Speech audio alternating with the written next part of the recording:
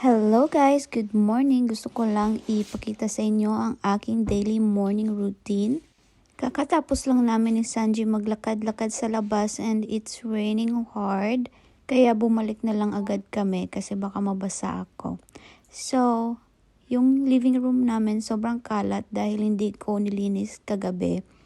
And kung nagtataka kayo guys kung bakit ang dami naming blanket, dahil dyan kami nagtatambay ang malamig dyan sa aming living room.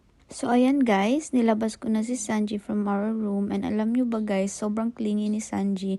And okay lang sa kanya pag ang daddy niya ang lumalabas or umaalis. Basta hindi lang ako umaalis, nasa bahay lang ako. Once na naalis ako sa paningin niya guys, umiiyak yan.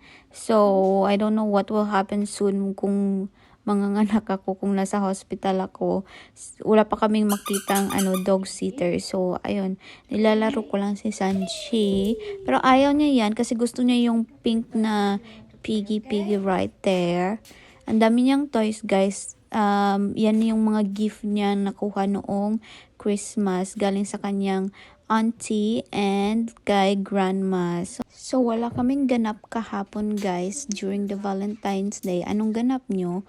Kami, nasa bahay lang kami and nag-order lang kami ng pagkain dahil wala ako sa mood magluto and Devin was not feeling well yesterday.